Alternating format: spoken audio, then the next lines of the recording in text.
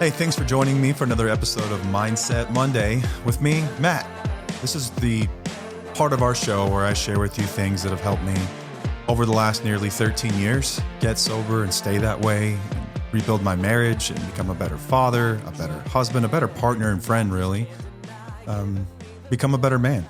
These are the lessons that I try my best to convey to other men that were in my position in hopes that a small number of you will grab on and start to walk a similar path.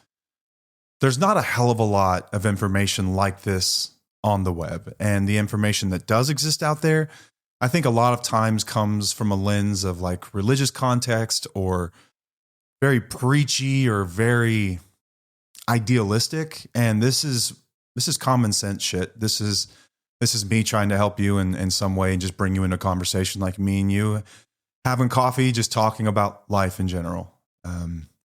There's a whole lot of information out there about what you're probably dealing with.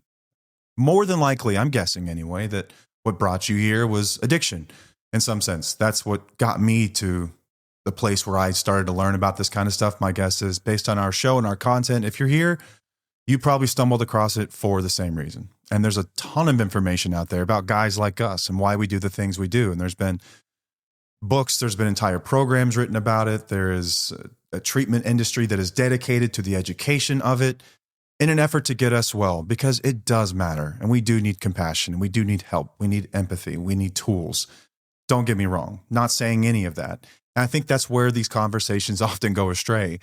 I think a lot of the times we think about empathy as zero-sum game, where any sort of attention given to spouses and partners of the people that are affected on the other side of addiction is in some way taking away from the empathy that people who struggle with addiction need.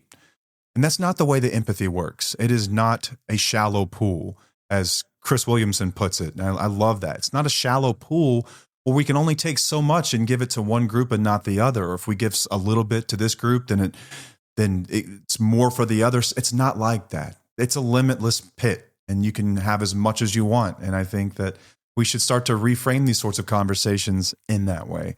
Do my best here not to preach and just talk to you common sense. Bear with me. I've got a cough button over here that I may be utilizing quite a bit. I'm not sick. I just got like the sinus infection thing where you've got the, oh my God, here we go. That annoying cough that just pops up. It's the most obnoxious thing ever. I'm going to get through this though. Let's talk about some formalities first, and then we'll move on. First of all, I should open every episode with this. I'm not a therapist. I don't hold any advanced degrees in any of the shit that I'm about to discuss. I come from the school of hard knocks. I've learned about this stuff through brutal experience, doing things the wrong way. I learned through consequences, making mistakes like most people do. And so understand that going in. I'm a student of these things, and I read about them and I think about them endlessly.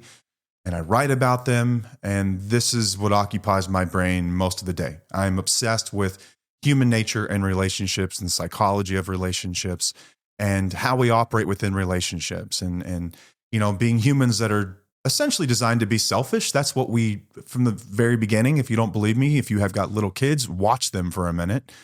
That's us in a lot of ways. We're hell-bent on what we need in life. And relationships kind of break that. And it's really fascinating to watch how people adapt to that and how some people change and they do it rather easily and quickly, and others not so much. And I was in the not so much camp for a huge part of our relationship. Paige and I will celebrate 25 years together this coming February. 25 years together. That's a quarter of a century together. That's way more than half of my life. And so I've been in a relationship with someone who is the exact opposite of me for most of my life. And that alone fascinates me. And I think about it all the time. And a lot of our conversations revolve around that. Like these two people that probably have no business being together have gotten together and have made things work. And I think there's a lesson in that that's so much bigger than just making a marriage work. I think this is a lesson. It's a metaphor for life. It's how we adapt. It's how we grow and we change to our environment. And it's awesome. Stuff fascinates me. I hope it fascinates you. I'm going to do my best to keep you engaged through this, but let's get a couple things out of the way first. We've got a sponsor for today's show and of every show. Our sponsor is SoberLink. SoberLink's been an amazing sponsor of the show, and I think it's a really relevant sponsor of the show. We're going to be talking about rebuilding trust a lot through this episode. And a lot of our episodes, we talk about that. The basis of a lot of what we do is try to get trust rebuilt in relationships. That's the foundation of any good relationship is, can I trust you with XYZ? When there's been lying over a long period of time, especially around your drinking, trust is likely out the window. As much as you want to trust somebody, you can't. And I think that you, if you're like me, understand why that is. It's because our words have lost meaning. So SoberLink helps you reestablish trust. Sets up a network of people that get notified every time you use the device. So they no longer have to guess. They no longer have to just take your word for it. And it shows that you're really serious about it. Like, I know that you want to be believed. I get that. But this is something that is above and beyond that and really helps people see that you are serious this time. It's got military-grade facial recognition technology so you can trust the person using the thing is supposed to be using the thing. It's got advanced reporting features, and it's tamper-proof. So if you're in a position where you're trying to rebuild your relationship, get a SoberLink. Get one. Give it a shot. It's a gift you give to your loved ones. It's a gift you give yourself. You cannot go wrong with this thing. Turn over every stone. And if you haven't turned this one over, give it a shot. Since you're an awesome listener of our show, they're going to give you pretty good deal here. Used to be you would have to buy a device and you'd have to buy a monthly subscription plan. And devices weren't cheap, like $500 plus. Now you can just rent these things. For $19 a month, when you sign up for a 1-year plan, you can get into a device. And if you use our link, soberlink.com/wheels, they'll give you an additional gift. You get a $100 Visa gift card that you can use for holiday bills. We've all got those right now. I know I do. You can use that toward Tufo merch, whatever you want. Check out soberlink.com/wheels and get into a device today. You can find out more about their plans and everything else on their website. Again, soberlink.com/wheels. While you're online, head over to tufo.com where you can find out about things like our free Facebook community. We have a free Facebook community that is built tailor-made for spouses and partners. There are not many communities for people like you. There are just not. There are a lot of those that are based on traditional like 12-step programs and maybe religious context. But what about a common sense group where people just come together and talk about their experience? You can do that. You can post anonymously and we welcome you in. If you are a listener of the show, we would love to have you in there. It's totally free. We've also got a Discord channel that you can find out about in that community where you can connect with people. We've got people that fly around all over the world and meet with each other. And they have really deep, awesome relationships and friendships that didn't have before. And you come into it, it's all based on this awful thing you're going through, but what it turns into is so much bigger than that. And people really begin to find themselves again. We've got a program called Reclaiming You that walks you through that. You can find out about that on our website as well. We've also got new merch. We've got things like recovery rocks. These are awesome. And we ship so many of these. So thank you to everyone that orders them. We're not making a ton of money off of rocks. That's not what I mean. What it means to me is that you're listening and you're understanding the message we're trying to get across. And this is a way of showing someone that you see them and you recognize their sacrifices and their journey. It's got our logo on the front and on the back, it says, "Thank you for being my rock." Guys like me got a lot of recognition when I was getting sober. People were high-fiving me. Congratulations. I had a program that I worked. I got chips. I got all kinds of stuff. Paige was never asked, how are you? How have things been with you? How are you recovering? How are you dealing with all of this? Stress, anxiety levels, how are they? No one asks. That's a really cool way of acknowledging their journey. We've also got new hoodies. We've got shirts. We've got water bottles. There's probably some hats still available, all kinds of stuff. If you want to support the show and rep the show, it's a great way to do it. Head over to tufo.com, TWFO.com. There's all kinds of other stuff on there as well. We've got some free resources, like there's a blog, tons of old blogs are up there. There's, you name it, man. If you want to support the show and you think our merch is ugly and you just want to help out, you can do that by clicking our social media profile, check the link tree, and you can buy us a coffee. You can give as much or as little as you want. You can make it a recurring monthly thing to help us with the expenses that come in with running the show, or you cannot, and I'm still going to love you all the same. Makes no difference to us. We just get a lot of people that ask, and it means the world to us. So thank you for those that do. It really does mean a lot. It really does. This is something that we truly enjoy doing, but it doesn't come without its costs, not just time, the time thing, whatever, that's our decision, but cameras and lights and subscriptions and all this stuff. It's computers, you name it, mixers and microphones. It's a lot, but we love doing it. So even if you don't give anything, we're still going to show it for you and for ourselves, because this helps us too. In a lot of ways, this is a veiled autobiography in some ways, for posterity, I guess, It's been fun. It's been a whole lot of fun. Looking forward to 2026 as we continue this thing. And if you've been a listener for a while, thank you for your support. We wouldn't be here without you guys. And the attention that the show has garnered and the accounts and everything else, it comes from you guys reviewing the show and sharing clips and putting them in your stories and tagging us and all that stuff. It gets it more recognition. And one day I hope that this show is absolutely massive. I hope it blows up and this becomes the gold standard for the new model, as we will talk about today, because the model, as we know it, is broken and it's faulty. Paige makes some awesome clips. That's how a lot of you probably discover us in the beginning. She made a video on TikTok. I think she just picked up the phone when she was in her car one day and just decided she was going to rant about something that she had recognized, where there is sort of this, there's a disparity in the information that's given when someone is addicted, when someone's struggling. There's a disparity in information. When I checked into treatment, they have a family education program. And what that family education program consists of is a crash course in educating the family on how to support the person struggling with addiction.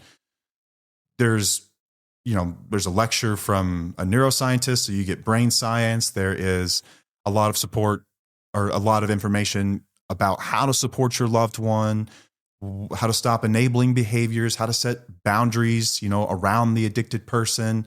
A lot of the stuff is geared toward how do we keep them sober? How do we support them? How do we make sure this sticks? There's nothing going the other direction, though. That's what our show is. It highlights this gap in information.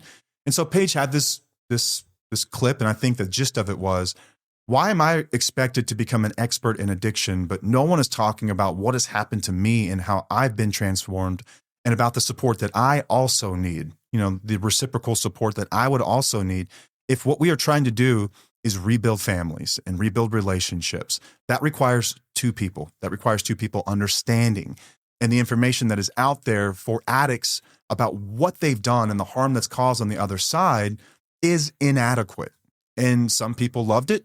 Some people hated it. Oftentimes, it's those people in the addiction space that have recovered from addiction. A lot of times they're newer. A lot of times they're 12-step. They come in and they hate this kind of content. They hate this content. And so what someone said to her was, who is saying that you need to become an expert in addiction? Genuinely asking. They weren't genuinely asking. They were highlighting, this is ridiculous. Who's saying that you need to do that? Tell me where you're hearing that, which is ridiculous. And so I wrote something and I would like to read it really quick, and then we're going to talk about it and my take on this at a deeper level, because I do think that it deserves more conversation than what's even in the post, the blog. I used to do a newsletter, and it was like a weekly newsletter. The difficult thing about a newsletter is it's email. So you have to get people to sign up for email. And then it gets lost in junk boxes. A lot of times you become sort of numb to what's in your inbox. I think the best place to reach people is on social media. That's where stuff hits. That's where it resonates. It comes with photos and everything else. And while I loved writing the newsletter, I don't think it was the most effective way to reach people. So I'm going to start posting. Paige and I both will start posting on like a Facebook account, Instagram, and shorten this stuff up, make it more condensed. And I don't know, like the newsletter, I love reading newsletters. I subscribe to a ton of them. I enjoy them, but I think this is probably the best way to reach people. So that's what we're going to be doing. Excuse me while I mute my computer. I've got this problem whenever I get started on things. I don't know. I forget to like mute all the stuff in the background. Anyway, this is what it says. I'm going to read it in its entirety. Then we're going to talk about it. We recently had a comment from someone that took offense to one of our videos. Who is saying you need to become an expert in their addiction? Genuinely asking. The video pointed out a simple truth. When someone you love is battling addiction, the information available to families is first focused on informing them about what their loved one is up against. It goes on ad infinitum with occasional cliff notes about the real pain they carry, you, the partner. There is very little to no information given to people in treatment centers, programs, or in popular circulation about what you are facing. Nobody is saying you need to become an expert in addiction, quote unquote. Actually, yeah, they are. A whole lot of people in programs say exactly that to the partner. Go to any rehab family program page. Do it right now. Pause the episode and go look and tell me what you find. You're going to find something that says, family education is essential to recovery. Open any Al-Anon pamphlet. You're going to see something like learning about the disease helps you detach with love. Ask any therapist who works with couples. Partners are assigned books like Codependent No More, Beyond Addiction, Getting Your Loved Ones Sober, all focused on how the family can change their behavior to support recovery. Family education programs and rehabs across the country give families a crash course on brain science, trauma, recovery methods, support protocols, etc. Meanwhile, many people sit through these lectures, their eyes welling up with tears, wondering, what about me? What about my pain? Will they ever understand that I'll never be the same either? Partners are told, explicitly or implicitly, learn the signs of relapse, avoid enabling behaviors, manage your reactions so you don't stress out the addict, understand their childhood trauma so you can have compassion.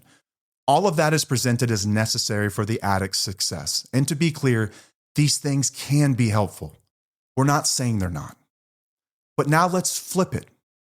How many treatment programs require the addict to complete a full module on betrayal trauma, on the long-term effects of lying, cheating, and financial theft on their spouse's mental health, or how to make genuine amends that actually repair trust, on the true nature of rebuilding from an understanding that they too are very broken from all of this, that they deserve grace when their old behaviors pop up, that true repair requires a full understanding of the silent weight they carry and are often too afraid to speak on how to truly see what someone else has experienced.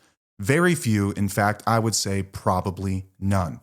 Before anyone says, I did all these things, and starts to comment and get mad and scream or email me, this is not about shaming anyone in recovery. This is about naming a shortcoming and the traditional process of recovery. It's about challenging the processes in place and encouraging an expansion on what's already available. It's often said that the opposite of addiction is connection. Well, connection requires two people walking toward each other, not one person walking toward the other while the other person's not walking toward them. If we expect partners to become mini experts in addiction to quote unquote help the addict, we should also expect addicts to become deeply educated on the harm that they've caused their loved ones, not to shame them, but to help them, to help themselves stay sober and understand all the reasons the addictive behaviors are far more harmful than they ever did and could help them refrain from those in the future, to help relationships heal, to help people connect and truly see each other's journey. Both sides understanding each other fully is the goal. One-sided understanding is not recovery. It's exhaustion for the person already carrying the heaviest weight. Various programs have versions of this, but frankly, they're inadequate to truly understand the experience of a spouse, a partner, or a family member on the other side of someone's addiction. So stay curious, dig deeper, connect fully, and do not beat yourself up for what you didn't know, but walk the path of understanding, because empathy is not zero sum. That's what I wrote. It got some great feedback. It also got some not so great feedback. We had some people that didn't like that, because they felt like it took attention away from the issue that they feel is most immediate, which is that someone with addiction needs help. And we are not saying they don't, okay? For the record, my wife was extremely supportive in my recovery. She always has been. She's always been very empathetic and sympathetic toward my plights and my background and the things that I experienced growing up that led me here. She understood every bit of it. So it provided context. What it didn't do is excuse it. And I think that that message isn't always clear. That's something that some people come to on their own, but other people, not so much. Here's the issue. The most common program that is out there is Al-Anon, and it's not all bad. There's some people that get the greatest education they could have ever gotten in this free program that exists for people, and it's worldwide. It's everywhere. Not a bad thing. The problem with 12-step programs in general, I would say, is that they're not a franchise, right? There's a book, there's some literature that goes with it. You read that book, we can both read the same thing and maybe interpret things a little bit different. That's just the way our minds work. And it's based on, our upbringing and the context from which we view this stuff and the lens that we're looking at it through. And so it's not a franchise. And so what one person gets and the the messages they receive can be totally different than the messages that someone else receives. That's dependent on the group that you attend, where you attend that group, the personalities and the people and their particular backgrounds and their experiences. And so what you can get are two wildly different outcomes with the same process or same program. We see this all the time, all the freaking time. I think that we can agree on that, right? So when it comes to what a spouse is going through, that's really what they've got. Outside of that, there's not a hell of a lot. You kind of have to piece it together from various different resources. And it's a very painful journey to find the information that really speaks to you. In a lot of ways, you might find a little bit here, but there's not maybe not all of it, but I can take that chunk and then I'll take a little bit from here. And that's what's meant by take what you want, leave the rest. But it's a very long process. What we've attempted to do is become an all-in-one, one-stop shop for this stuff, for both sides of this thing. Like our show, when we started our show, was not supposed to be about addiction. It wasn't. It was supposed to be, there were supposed to be 2 episodes about it. That was it. That's all it was supposed to be about. But what this has become, and I think, okay, let me start with what we wanted to do, was really to help people in their relationships. We saw a lot of people struggling in their marriages, a lot of people struggling to connect. And we've been together so long. We grew up together. We've worked through this stuff. We're so different. And then we worked through this recovery thing together that we've got a lot of insights and knowledge that most people don't have. I would put us in a room against a couple that's been together for 50 years and had not gone through the same pain that we did. And I would say we know more, if not exactly as much as they do.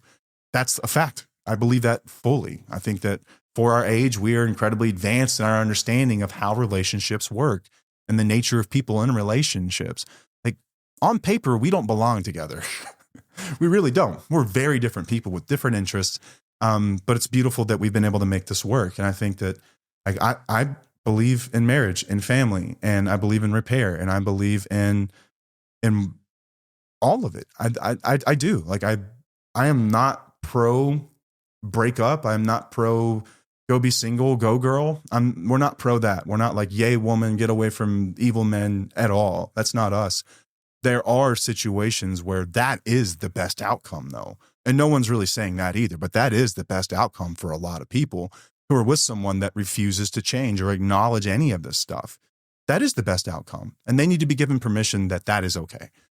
But what we're trying to do is set people up for connection and relationships. I think that we are all better together. I think that connection and relationships, for me anyway, are what give my life meaning. Alone, I'm not much. It's the people in my life that provide the most meaning for me. It's those connections that you have with people. And I don't think that you can do that fully if you can't be seen by the other person. And so the reality that partners live in is oftentimes not feeling seen, not being seen. They're walking through life or in a relationship where someone's recovering from addiction, and they're doing their absolute best, and they're doing everything that they're told to help that person. They will read this stuff and digest it and do it. But there's always going to be something that's preventing a full understanding between the couple. And that's because it's not all on them. When I started Mindset Mondays, my goal here was to get men involved in these conversations. These episodes have always been my best attempt at getting men like me, or men that want to do what I did, and bringing them into conversations so we can rally around each other and be better for it. That's what I want to do. The show really doesn't do what it's accomplished, or it doesn't set out to accomplish much of anything if we're just going to be talking to one side of this. Sure, we can talk about some of those outcomes where someone gets out of an abusive situation and they're much healthier, and that is the best result for them. But I don't want it to end there. I don't want people to never connect with someone again. Maybe your next relationship will be looked at from a different lens. And so like what we want to do ultimately is help people connect at some point in their lives fully. And that can't be done unless I'm doing my best to reach men. For all the things we can say to validate spouses and partners and other people on the other side, family members on the other side of addiction, it's not doing any fucking good if I'm not reaching men, if I'm not reaching guys like me, if I'm not reaching people who are quasi-interested about becoming better men. There's just, frankly, not a lot of us. I don't know why that is. And I've toiled with this in my mind so many times. Is it because men are just less interested in relationships? Yes, in some ways, I think so. I think that there's been research on this to suggest that men are more interested in things and women are more interested in people. That's true. I think that's true, but I don't think that means that men just aren't interested in people. We obviously want connection. We want to be seen. We want to be noticed, and we want to have someone that we can depend on and laugh with and love and serve and all these things. Like we're out there everywhere. Just how do you engage men? I know a way that we don't do it is by kicking their ass and shaming them and telling them that they're useless and we don't need them. Then that's not true. That is absolutely false. And I'm going to do more content about this in the coming year, because something that there was this Pew Research poll that came out just the other day, and it was about marriage, and they polled boys and girls. And this is a poll that's been done. I think it's a longitudinal study going back to 1993 up until 2023. So it's 30 years of data. And it showed that boys have essentially maintained that they want to get married someday. I think it was something like 74%, something like that. I think girls back in 1993, there was like 84% of them that said that they wanted to get married someday. Now it is less than boys of 93 and of current. 60-something% of girls say that they want to get married someday. And Paige's first remark was, I don't think that's because anything's changed much with girls. I think that's because women have woken up to a lot of inequities in marriages, and men haven't responded in a way that women feel is compelling enough. And as much as you may want to dismiss that, let's entertain it for a moment, because I think there's some truth to that.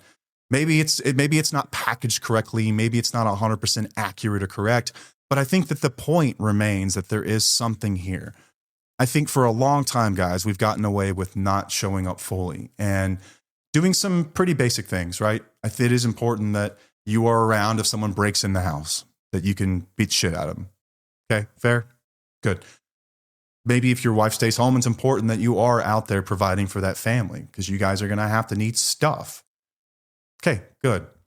But I think that a lot of guys kind of stop there. And I think that they feel kind of like that's where their role ends. Maybe you do some other things, like you're involved with your kids a little bit, but I think it's an incomplete picture. I really do.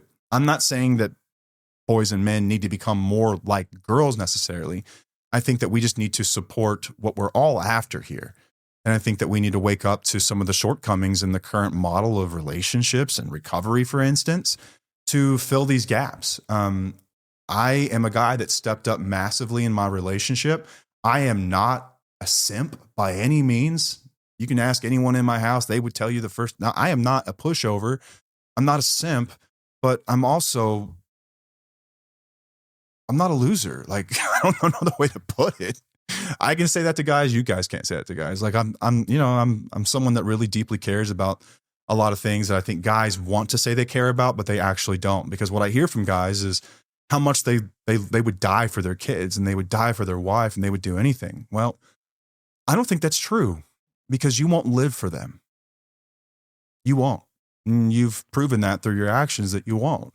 You won't do the things that are required. You won't learn the things that are required because you feel dismissed or you feel like it's inequitable or whatever else. But what I'm suggesting is if you just do what I did, you're probably going to get a pretty fucking good result. Put your own spin on it, whatever you want to do, but this could be massive. This could be the next big thing for you in your relationship. And I would love for you to help other men in your life do the same thing. And if we all kind of start,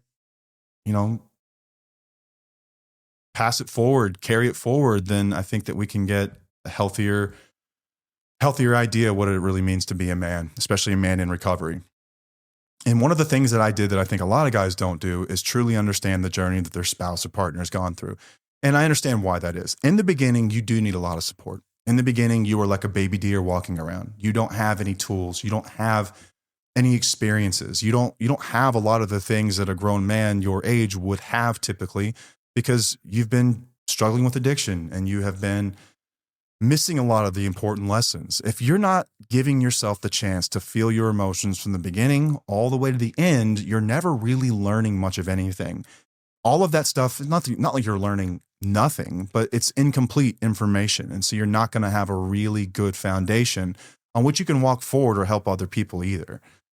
So you find a bunch of, for lack of a better term, man-child syndrome, where you've got these guys, or, they're 40, 50 years old, but they act like teenagers and they don't really have tools to operate in the world like men should. That's what we have. And so in the beginning, I understand you need support, and I had to learn a lot. And when I say like in the beginning, I'm not talking about the first month. I'm talking about the first few years. Like, something I don't think we're ever as transparent enough as we should be is how long this takes. I don't think there's such a thing as too soon, really. Caveat that if someone is in a treatment center and they have been hopelessly addicted for a very long period of time, it's important that they get stable before we start to have serious conversations about what repair looks like. Shame is a very real thing to a lot of people in early recovery. And it's a very difficult thing for them to deal with because they don't have a filter from which they can look, where they don't see themselves as a total failure because XYZ happened as a result of their addiction. But it doesn't mean we should treat them with kid gloves either. I think that we do baby the shit out of people in addiction. I don't know another way to put it. And I hate that I kind of frame myself as like this right of center person when it comes to that belief, but I think that that is just common fucking sense to me. What addiction really is, it's walking through life in spite of the way you feel without using something. Walking through these difficult emotions without using something, in spite of those feelings, learning from those feelings. You have to do that. Welcome to adulthood. That's what being an adult is. It is. And I think the more that we prevent that from people by telling them that they are too frail, that they are too fragile, we're just, it's a self-fulfilling prophecy at that point. The more that we shelter them, the more problems they're going to have and the more prolonged this gets. I think we can have loving, gentle, but firm conversations with people early on about this stuff. But what I'm saying is that your worldview will be changing over the first couple of years. It will. And you need support. My wife was incredibly supportive. She was there for me. She understood what I was dealing with. She gave me the time and the space to work on my recovery. But caveat here as well, I wouldn't consider what I did as selfish as what I see other people doing. I see some people and they consider like their personal time part of their recovery. And what that means is they completely disregard the duties that they have to their family, or they're playing golf like 4 days a week because they need their quote unquote space. Bullshit. That's not what I'm talking about. That's selfishness, just pure selfishness. Recovery is selfish to some degree because you are going to have to do things that are not in the best name. They are not in the name of, let me be selfless, let me give up what I need to do here. Because if you're not doing those things that are for your recovery, like going to therapy, if you're working a program of some kind, doing that, meditation, if you're doing, meeting with other people in a support group of some kind, whether that's through a church or through like a smart recovery program or Life Ring or a coach or a therapist, whatever, you're going to need to do that stuff to some degree, and it will take away time from your family. I think everyone's pretty much okay with that for the most part. They can understand that. It's when it starts to get more into you can't say that kind of stuff, you can't bring that sort of stuff up. That's when this totally flies off the rails for me. I think that spouses and families are often told more about what they can't say than what they can say. And what I'm saying, we all need to get on board with this, guys, is that you can say and feel however you want. And the more that you talk about your experience, the better that is for me. Because if you're still here with me, if you're still looking me in the eyes, you're still holding my hand and saying, you see me and you're willing to work through this in some way, this is going to be part of our future regardless. It's better that I understand this and begin to understand now so I can ask questions. Like, be curious with one another. I think there's a lot of curiosity toward the addicted person. There's not much toward the spouse or partner. And there's so much that spouses and partners go through that you don't know, that your program doesn't know about. I don't give a shit if you're working 12-step. They don't talk about this kind of stuff. They allude to some of the damage done, and they are pretty fair about it a lot. But I think, again, back to the franchise thing, there are a lot of people that really fuck this up, and they fuck this message up, and they sort of weaponize the messages and the generally accepted sayings and lingo around what spouses and partners deal with or the harm that we've caused. Look at the dichotomy of these two sorts of meetings. I was talking to a friend recently who is on the other side of addiction, and they were telling me that they no longer attend Al-Anon meetings because they're just frankly really, really sad. They're really sad.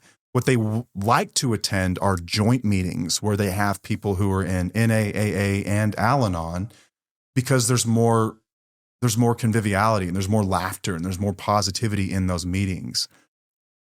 There's a huge difference in what we're doing in these two sorts of rooms. Major. Because we're dealing with a lot of, when you're the one that caused the harm, it's easier to laugh about it. It's not so easy to laugh about the shit when it was done to you. When you were the one who was cheated on, when you had your life savings spent, when you lost your house because of someone else's actions, when your children had to watch their parent get arrested, all this stuff, we can kind of laugh about in some ways because it's so relatable, because I'm not laughing at you, I'm laughing with you. I did the same shit. How ridiculous was it? We laugh at the insanity of it, and that's valid, but it's not funny to the other people, not at all. And like, how does this actually change them? There is not information really out there about this. The closest thing that we have comes from the work of people who study betrayal trauma. Dr. Jake Porter is someone we've had on our show. He's probably my favorite guest that we've had on. Dr. Taylor's like my best friend, but like pure conversation, insight, someone I could just like ask a million questions to because of his background and what he studies. That guy is one of my favorites. We've got some guests coming on in the new year that may surpass that, but we're going to have Dr. Porter on again because I think that his study on betrayal trauma and that how that actually affects the brain is the closest thing that we have for what's actually happened to spouses and partners, akin to what we know about addiction science. And so without getting in, because I'll let him talk about more of this, I am not a neuroscience expert. I love reading about it, but it is not my specialty by any means. Here's what we're going to cover just quickly, is that when you've experienced betrayal trauma, when you've experienced someone lying to you, gaslighting you, long periods of dishonesty, betrayal in the sense of infidelity, or discovering a hidden addiction of any kind, your brain changes. It's brain injury. It is quite literally brain trauma. We don't talk about this kind of thing, though. What we give people who suffer from stuff like this is more information about the person that caused the harm to them. And think about how invalidating that really is. Like, let's think about that. Let that digest for just a moment. Let that sit. That's what people are given on the other side. Understand him more. Understand his trauma. Understand his childhood wounds. Understand your attachment style. Ooh, maybe you're part of the problem. That's what they're given. You know what I didn't get until I found it on my own because I'm just curious about things like this? What happened to her? This is education that needs to take place day one. I'm talking about when you're in treatment, we need to start talking about this for two reasons. One, so you can understand the impact of your actions. Most people learn from making mistakes. That's just a fact. We learn when we screw up. Ooh, I screwed up. I don't want to do that again. It hurts to touch a hot stove. That's how we remember things. Let's not do that again. And when we can get people in a safe environment where they can feel the shame that comes with that, because you will feel shame, and it's not the worst thing ever. It can be a really powerful driver, a mobilizing feeling that drives change. It's not all bad. For as much as people want to argue with me on that, fight me. It's not all bad. My biggest shame drove the biggest change in my life that made me who I am today. So that's just true. If you're trying to avoid it, you're never going to get that benefit. You're just not. You're going to get a half-assed version of it, never the full benefit. So when we have conversations day one about what people have experienced, it's good for us because we need to learn those mistakes. We need to learn how bad this stuff really was. It prevents us from doing this stuff in the future. It really brings weight to the consequences of our actions. I think another part of this can be beneficial is that people who struggle with addiction oftentimes have dealt with other people that struggle with addiction. You know, it's something like 70% of people who struggle with addiction have had some kind of significant trauma in their life. A lot of times they're dealing with the same stuff. It's important that they understand this too for their own healing and the different parts of your mind that are affected. But I think the real benefit here is that now we are connecting and we are bringing everyone into this conversation. There is nothing more powerful than being seen by your loved one. To be known, to know that you are known by someone else is the greatest feeling in the entire world. At one time in my relationship with my wife, she would say that she knew me, like truly. And I would say that she knew me. But if I asked her, like, do you feel known by me? Her answer would have been no, I don't. I don't feel like you ever really listen. I don't feel like you ever really ask the questions that I ask you. I don't think that you ever really show the same interest in you and in me that I do for you. And that was a fact, a painful one that I had to realize early on when I was getting sober and working through all the damage of the past is she didn't feel known by me. And what a horrible feeling, because I wanted her to feel known. I wanted her to feel special. I want her to think that I'm the greatest guy in the world. And here I am thinking these things, and it's just not true. The education matters for people to feel seen, truly seen. What people love our show for and our content and our videos and our newsletters and all our stuff, why the show's become so popular is because people feel seen and they feel known for the first time in their entire lives because no one else is saying this stuff. And then no one else, it's not that we're saying it or not saying it because it's not true. This stuff is true. This stuff is factual. This is real stuff. It's just not that widely discussed. Not in the addiction world, not in many circles except for the infidelity space, where there's been a lot of research, like Dr. Porter's research, about what actually happens to people on the other side of betrayal, which is what oftentimes addiction is, and everything that comes with it too. Let's get into neuroscience just quickly and we'll talk about it. The amygdala, this is the fire alarm part of your brain.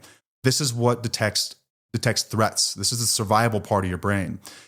What changes inside of it is it becomes very hypersensitive after repeated relational threats. It learns that danger comes from the attachment figure, and it fires faster and faster and more often. And they studied this. Like, this isn't just hearsay. This isn't supposition. This is not theory. They studied this using MRIs to show the heightened amygdala activation in betrayal and trauma survivors. There's increased reactivity to relational cues and not just obvious dangers, like there's a fire in the room. Like relational cues, the same spots of your brain that are firing whenever you've been through something very traumatic that we would all like a fire or a very traumatic event where you've been attacked or something like that. The same parts of your brain are being affected. And so it shows up as hypervigilance, and it shows up as a strong reaction to someone's tone and the subtleties in their face and the way that their expression changes and the inflection of their voice and their timing and their inconsistencies. And they feel on edge even when things are really, really calm. And why this matters that we understand this is because what we've always called this on the other side is that they just have attachment problems. Their attachment style is fucked. I don't buy into attachment theory a lot, because you can have different attachment styles with different people. It's not a set in stone sort of thing. I think it is really fascinating though. And I love to talk about it. And it's really interesting to discuss where this stuff comes from and how it's studied. But I think that it's become a catch-all that takes away from the language of what abuse does to people. And that you are not just this thing. Like, stop pathologizing and labeling yourself so much. I think that it can be harmful in some ways, but it's not insecurity, which is what we've told these partners for the longest time. And it's what a lot of people on the other side of addiction tell their partners. It's what the messages come from. Every person I've ever talked to through addiction is, I protect that information with my life. I will never share names or specific instances unless that person is a very close part of my life and they've given me permission to do so, like on the show especially. But I've talked to, I would say, hundreds, if not thousands of guys working through this in some phase of this, right? What most of them do is bitch about their wife. They bitch about their wives. They complain about their wives. They're endlessly talking about all the problems that they have. This is why. This is often why. Not to say that sometimes we don't show up in relationships with stuff. Sure we do. This stuff compounds those problems tenfold and creates a new problem on its own, and no one's talking about it. No one.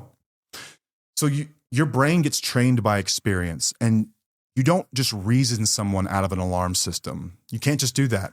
Safety has to be demonstrated consistently, and you have to see them understand this stuff and hold space for this stuff.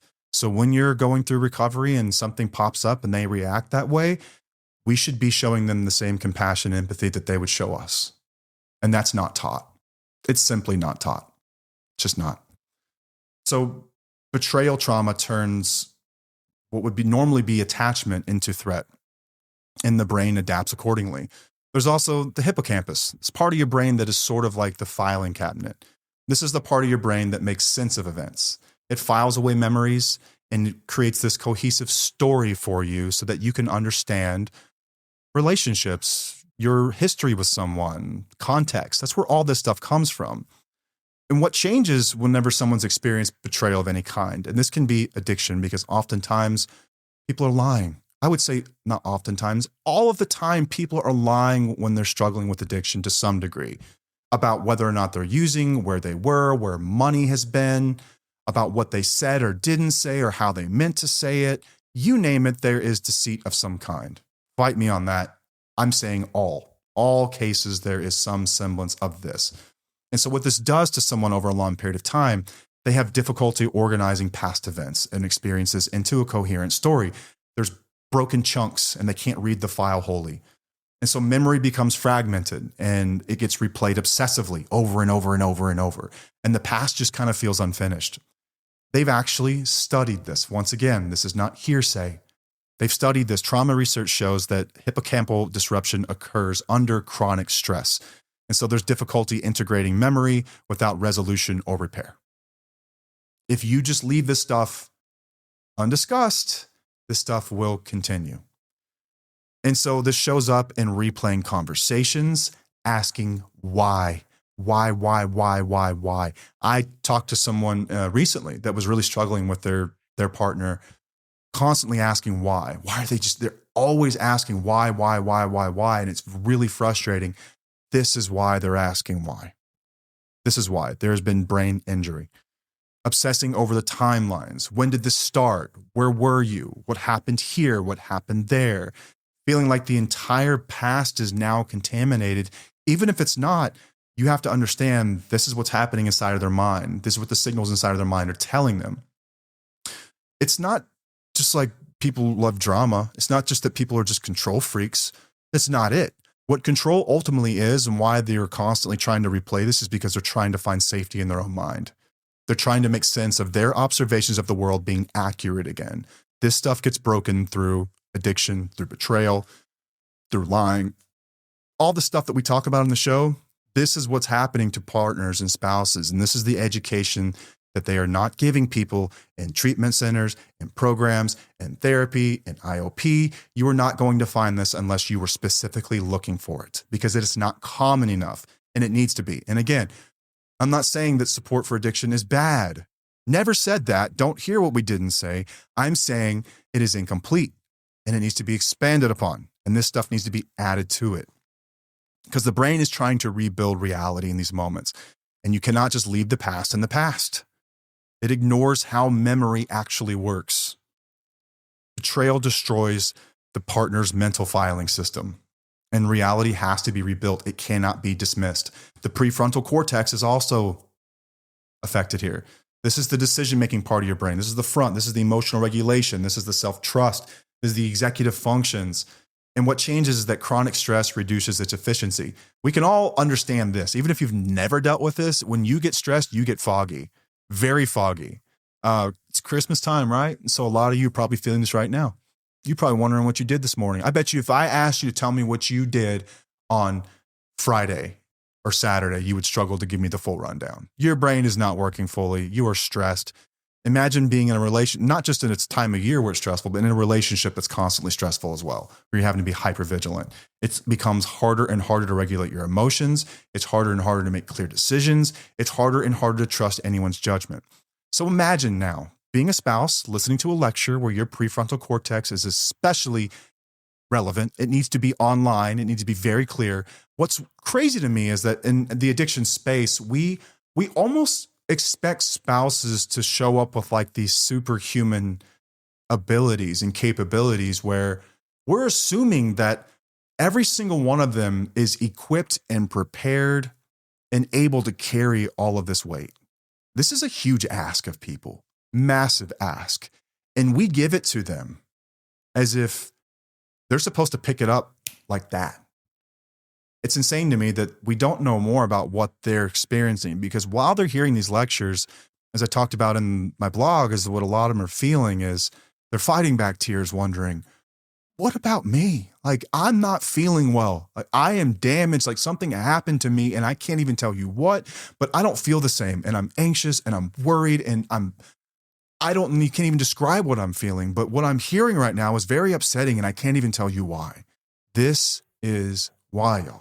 This is why we need to have a lot more compassion for them, unless enablers are evil, as someone put it. Someone left that comment recently. Enablers. What they meant by enablers was other people on the other side of addiction. Family members, spouses, partners, fiancés, friends, quote unquote, are just generally labeled as enablers to a lot of people. And they are quote unquote evil, as someone put it. The guy's a dick. But it becomes harder and harder to make clear decisions. It becomes harder to trust someone's judgment. This is studied by looking at prefrontal cortex activity, doing brain imaging. Long-term stress correlates with reduced prefrontal cortex activity. Executive function declines under prolonged stress. It looks like brain fog, decision fatigue, second-guessing absolutely everything, or not trusting yourself anymore. Kind of back to the hippocampal disruptions. That's why spouses and partners need a program of their own. That's why we created Reclaiming You, and why it was rebranded Reclaiming You, because you can't trust yourself. That's the hardest part I understand it anyway, from the spouse's experiences. I can't trust myself. I have to learn how to do that again. And you can do a lot of good in helping them through that by recreating this reality for them and helping them through that and seeing them. But I think oftentimes what this gets misread as like weakness, or like they're dumb, but what it is, it's your brain stuck in survival mode, and clarity returns with safety. Once again, not dismissal or pressure or anything else. You've also got nervous system responses, polyvagal responses. They study the autonomic nervous system and they measure it. And how does this change with someone who's undergone, chronic stress or betrayal? It shows up as wanting connection, but also feeling repelled, and numbness and emotional withdrawal and anxiety around intimacy. This isn't withholding. It's oftentimes what it is protection, and it's subconscious and not really sure why. And you can't talk someone's body into feeling safe. It keeps score. Repair must be experiential. You have to experience this firsthand. There's also anger and delayed threat processing, threat recognition over time. Anger gets suppressed during chaos to preserve attachment. What emerges later when danger decreases is this. And this is anger months or years after sobriety. And they study this too, y'all. Trauma processing research shows that delayed emotional regulation happens when there's a difficult time integrating this stuff.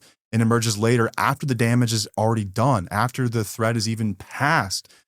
There's guilt oftentimes for still feeling upset and feeling crazy for reacting late. We just did an episode about this. There's a series right now. Go back and listen to them. It's a 3-part series on anger. This is what we're talking about. It's not regression. It's just a sign of healing. And this is part of the healing process. The neuroscience and the stuff that we know about this matters.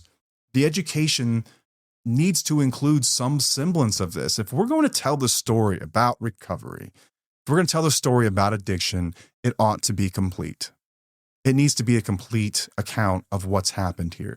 And this is about both people understanding what's happened. I know a lot of people on the other side of addiction feel like this is too much. There's just too much. Here's how I looked at it. I started this. I have to lead the repair. This started because of me. Maybe it's not all my fault. Not saying it's all your fault that you got to where you were. There's a lot of things that were set into motion long ago, possibly. But that's not true for everyone. There's some people that just really like an altered state of mind. And they become to where they live under the belief that that's the only way that they can operate. And there are choices that are made every single day. As much as addiction is a compulsion, there are choices. There's a semblance of choice in addiction. Stop with the boohoo, poor me shit. Like you have to take the lead on this stuff. There's nothing that will fix your relationship like what I just talked about. Having these sorts of conversations and seeing somebody, truly seeing them and what they've been through, what they've gone through. This, if you want to reconnect, this is how you reconnect. You begin to understand and learn the same way that they're learning about you. Learn about your partner. understand their experiences, see where you can be helpful, see where you can understand more. Rather than trying to be understood, try to understand, try to serve, be there. I think in relationships, we both take turns being leaders. Spouses and partners have oftentimes had to take the lead while we were doing our thing. And it's time that we take the lead in the repair. And this is what I insist. I think it has to be done this way. As Dr. Porter puts it, this is what justice demands. The person that caused the harm takes the lead. And the person that was harmed dictates the terms of what that looks like, the reconnection, the reintegration. You can say it's not fair, but fuck off. Like, life's not fair. Welcome to being an adult. Life's hard. Get a helmet. This is how it works. And there needs to be a lot more of this conversation happening. Our goal for this ultimately is that this is integrated and education everywhere. Everywhere. This is what's talked about. And if we have to force it down the throats of the industry, we will. If we have to hold, workshops and conferences and seminars, and we get, hundreds of thousands of people showing up until they take notice, and that's what we're going to do. If that means, hundreds of thousands and millions of views and downloads until they understand, that's what we're going to do. We're going to keep it up. And I need you guys to keep sharing it and keep talking about this so that this is as common a message as everything that you've ever heard about addiction. That's the goal here. That's the goal, is to heal people, not just one side of this thing. That's what I've got this week. I appreciate you guys joining me. I appreciate you listening, appreciate you tuning in, and all your support over the last year. I appreciate you sticking with me through this little cough. Hopefully you didn't catch any strays. Pretty good with the cough button here, I think. I did okay through this one. It's been rough. I've got, my back sucks. And so I've got an injection next week. Looking forward to that because my feet are just going numb after a couple minutes again. But if I'm standing up and I have a coughing fit, it takes me straight to my knees. So I can be in the office and reading something or talking on the phone because I pace when I walk. And if I start coughing, I go straight to the ground. It's been rough, man. Just annoying. Hope this crap fades. Mucinex is your friend. But I hope that you guys have an enjoyable holiday season. Christmas is just on the other side of this release. Paige is unsure if she's going to do an episode this week. If she doesn't, then I probably will, because I've got an issue with, I don't know, man, like consistency is everything to me. And this is where Paige and I completely disagree, where I would work myself ragged to make sure that I do what I promised I would do, which is 3 episodes a week. And she is much more balanced in life and sees that what's important is that we're here for our kids and everything else. But like, I've always seen it as like, I'll just do both. I'll just stay up till 3 a.m. and do it. And I don't need sleep. And so we're going to get to this week one way or another. That's my goal for you. Even if no one listens, because it's the holidays, and who would listen to a podcast on Christmas break? Some people would. We get people that listen all over the world. Maybe you don't even celebrate Christmas. I don't know. Maybe you just want a good message. That's what we hope you get. And then next week we've got Anger Part 3. And then in the not too distant future, we will be back to 3 per week. Got some amazing guests coming up in the new year. I'm ready to start taking this thing a lot more seriously.